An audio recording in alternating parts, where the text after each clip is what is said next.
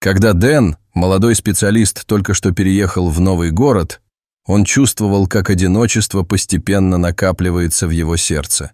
Каждый новый день начинался с солнечного подъема, но заканчивался безвременной тишиной его крохотной квартиры. С утра до вечера он работал в офисе, окруженный коллегами, но, возвращаясь домой, снова оказывался наедине с сам собой. По вечерам ему не хватало живого общения. Каждую ночь он ложился спать, мечтая о том, что однажды его жизнь изменится к лучшему. Однажды, в конце одной особенно серой недели, Дэн открыл свежую газету, листая страницы в поисках чего-то, что смогло бы отвлечь его от удушающей рутины. Его взгляд наткнулся на обширное объявление о приюте для животных. «Подарите новую жизнь своему лучшему другу». В этом призыве было что-то такое, что заставило его сердце забиться быстрее. Он понимал, что взять домашнего питомца – это не просто постараться развеять тоску, а дать кому-то другому возможность стать частью его жизни. Не колеблясь, на следующий день он собрался и отправился в приют. Двери оказались широкими и простыми, но, зайдя внутрь, Дэн сразу понял, что здесь царит особая атмосфера. Вокруг бегали собаки всех мастей и размеров, каждая из которых пыталась привлечь внимание прохожих. Дэн, оказавшись среди этих пушистых созданий, почувствовал, как его сердце замирает при виде черного лабрадора, который в данный момент спокойно лежал в углу клетки, внимательно следя за окружающими. Он смотрел с надеждой, словно ждал, когда кто-то обратит на него внимание. Подойдя к клетке, Дэн наклонился и потянул руку к лабрадору. «Привет, друг», — произнес он с нежностью, и собака, будто услышав его, медленно подняла голову. С каждой секундой их взгляды становились все более взаимопонимающими. Дэн не смог устоять перед его добрыми глазами и вскоре уже решительно направился к администратору приюта. «Я хочу взять эту собаку». Он так и не узнал, как собака его звали, но в его сердце зародилось сильное волнение. Минуя все необходимое оформление, Дэн вскоре покинул приют с новым другом, черным лабрадором, которому он дал имя Макс. Он чувствовал радость и надежду, что его жизнь с каждым днем будет наполняться новым смыслом и кусочками счастья. Вместе они вернулись в его квартиру, и Дэн даже подготовил для Макса уютное место – мягкую лежанку в углу, рядом с окном, где солнечные лучи освещали его пространство. Однако с самого начала стало ясно, что между ними не возникает мгновенной связи. Несмотря на все усилия, даже простая команда «сидеть» казалась им непостижимой загадкой. Макс, весело подскакивая, играл с игрушками и пытался исследовать квартиру, но когда дело доходило до обучения, он смотрел на своего нового хозяина с выражением полного непонимания. В то время как Дэн искал подход и терпение, его надежда быстро начала угасать. Прошло несколько дней, и Макс с упорством продолжал игнорировать все команды, которые Дэн с большой настойчивостью пытался ему сообщить.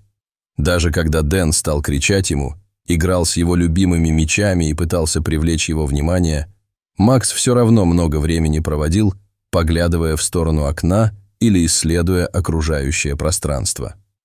«Он не слушает ни меня, ни моих команд», — думал Дэн, сидя на диване с опущенными плечами, полный разочарования. В конечном итоге, после недели неудач, он начал думать о возвращении Макса обратно в приют. С каждой мыслью о расставании его сердце сжималось. Он понимал, что отказываться от животного на первом же этапе было бы неправильно, но его не оставляло чувство, что он недостаточно хорош для этого пса.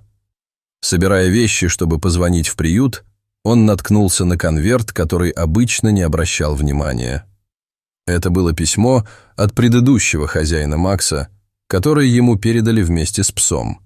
С некоторым недоверием и надеждой Дэн открыл конверт. Вот что он прочитал. «Кто бы ты ни был, новый хозяин Макса, это письмо для тебя». Каждое слово из письма было наполнено любовью и тоской.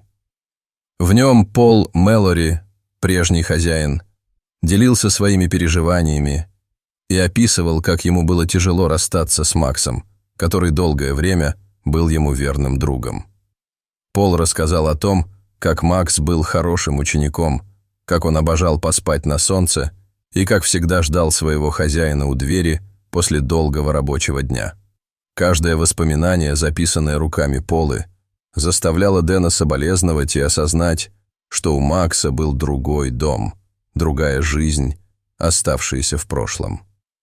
С тревогой Дэн продолжал читать, и одно предложение особенно запомнилось.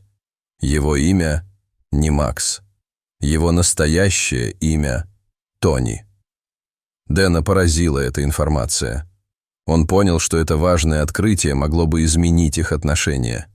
Это не просто собака, которую он взял с собой, а целая история, которая требовала понимания, глубокого сопричастия и нового взгляда на их отношения. С этого момента Дэн решил изменить свой подход.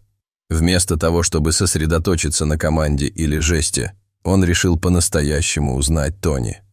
Весь следующий день Дэн провел с ним, наблюдая за его поведением, прогуливаясь по ближайшим паркам и заботясь о том, чтобы создать для него условия, где он сможет чувствовать себя комфортно. Он заполнил квартиру игрушками, которые могли бы занять Тони, но также начал включать время для активных игр на свежем воздухе. Однажды Дэн купил Тони его любимые теннисные мячики и отправился на улицу. Они находились в парке, полный свежего воздуха и зелени, и Дэн очень надеялся, что игра поможет не только поднять настроение, но и установить связь между ними. Он начал бросать мячик, хваля собаку за то, что она его приносит обратно. Вначале Тони был немножко скептически настроенным, ему не хватало уверенности, но когда он начал чувствовать, что Дэн действительно заинтересован в их взаимодействии, энергия их игры стала расти. Постепенно искорка взаимопонимания проскочила между парой. Тони стал отзываться на имя, играя с мячом, а удивленные взгляды проходивших мимо людей обернулись в улыбки. «Вот ты какой, Тони!» – восторженно восклицал Дэн, когда собака приносила мячик, его хвост колебался с неподдельным счастьем. С каждым новым броском мячика их связь становилась крепче. Наконец Дэн понемногу начинал понимать повадки своего нового друга. Кто-то с одним стертым носом, кто-то с недоверием. И так, игра за игрой, Дэн и Тони построили основы самой дружбы. С каждым днем они становились все ближе, и Дэн заметил, что Тони начинает реагировать на команды. Пес оживленно смотрел на него, когда Дэн произносил «сидеть» или «ко мне». По мере того, как их забавы становились частью их жизни, Дэн погрузился в собственные мысли. Ему нужно было лучше понять не только повадки Тони, но и самую структуру их дружбы. Спустя несколько недель они заметили рост взаимопонимания. Дэн уже не стеснялся в своих чувствах. Он любил Тони и, следовательно, не говорил о том, каким печальным оказался их разрыв. Вместо этого Дэн увидел, как проросла настоящая дружба и, по сути, настоящая семья. Теперь уже более уверенный Тони радостно встречал своего хозяина у двери, когда Дэн возвращался с работы. Они стали неразлучными, вместе гуляли по парку, уставляли в окна на прохожих, а затем возвращалась на уютный диван. Каждый вечер они уютно устраивались на диване, когда тишина заполняла комнату. Тони прижимался к Дэну и, будто понимая, что двигался к своей новой жизни, находил покой в безмолвии. «Ты не одна», — шептал Дэн, осознавая, что стали его частью жизни, и с каждым днем их связь становилась все крепче. Дни переходили в недели, и их связь не поддавалась времени. Дэн даже начал обучать Тони новым трюкам. Давать ему команды, которые раньше вызывали трудности, теперь стали игрой. Тони стал звездой в парке. Он мог сидеть, лежать, прыгать через обруч и выполнять множество других команд. Животные стали ему друзьями, и их хозяева были поражены гармонией между человеком и псом. Иногда Дэн задумывался о Поле, о человеке, который когда-то был частью жизни Тони. Он чувствовал потребность узнать больше о его судьбе, его жизни. В интернете он начал искать информацию о Поле Мэлори и вскоре узнал, что тот служил в армейских частях, отправлявшихся в Ирак. Эта новость поразила Дэна, и он решил продолжать свои поиски, потому что понимал, что Пол оставил в сердце Тони часть своей жизни. Дэн опять задался вопросом, сможет ли он хоть сколько-нибудь вернуть должок тому, кто потерял своего друга ради далеких, таинственных войн. В нем возникло огромное желание научиться у Тони рассказывать о его прошлом, о том, что осталось позади, чтобы сохранить память о том, кто так много значил для его преданного питомца. Прошло несколько месяцев, и однажды по дороге в парк Дэн заметил, что то, что было ранее просто забавой, превращается в возможность.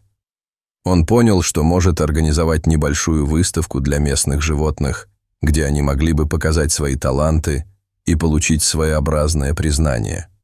Это даст ему шанс создать нечто большее, не только для Тони, но и для других животных, которые ждут своего шанса на новую семью. Дэн стал активно работать над этим проектом. Он объявил о нехватке любви и теплоты, сплотил людей в этом городе.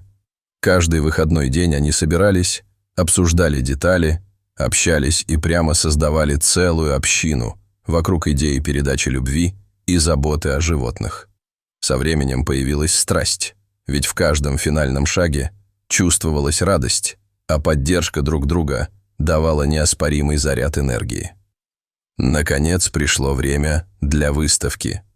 Солнце светило над парком, и все уютно устроилось. В Эль-Гавайи витали ароматы вкусных закусок, а люди со всех концов города приходили, чтобы посмотреть на творения и умения их четвероногих друзей. Дэн ощутил, как его сердце наполняется гордостью, видя своего пушистого друга, который сиял от счастья и с нетерпением ждал своего выхода на сцену. Тони показал им все способности. Сидел, прыгал, доставал предметы и даже участвовал в шутливом побеге. Каждый смех и восторг отзывались в душе Дэна, и лица людей сияли от радости.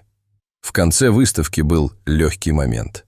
Они пригласили каждого, чтобы высвободить что-то из своего сердца и оставить место, где их преданные друзья могли бы найти навсегда свои новые дома. Когда все закончилось, Дэн краем глаза заметил женщину, которая внимательно наблюдала за Тони и подходила ближе с доброй улыбкой. Со временем она предложила взять Тони на прогулку, чтобы увидеть, как он вообще будет вести себя с ней. И здесь, в этом моменте, Дэн осознал, что Тони обрел не только новую жизнь, но и новую семью. Наблюдая за этой сценой, Дэн ощутил легкую грусть, но и то, что его друг наконец-то находит свое счастье. Он понимал, что именно так и должно быть, и Тони сейчас стал одним из самых счастливых оленей. Это был момент, который надолго останется в его сердце. И вот спустя несколько месяцев Дэн и Тони продолжали их абентойр в мире, полном радости и дружбы. Каждый новый день приносил им радость, и каждый день они занимались чем-то новым, будь то прогулка по парку или просто вечернее чтение. Привязанность и любовь между ними только усиливались. Тони не только стал другом Дэна, но и настоящим членом его семьи. Так закончилась эта история о том, как Дэн смеялся и плакал, находя свое счастье и обретая своего лучшего друга. Каждый вечер напоминал, что настоящая дружба полна тепла и любви, и в каждой тишине звучала нота взаимопонимания. Дэна радовала мысль о том, что, несмотря на все преграды, умеет делиться любовью, и о том, как важно находить и давать шанс на новую жизнь не только собакам, но и людям.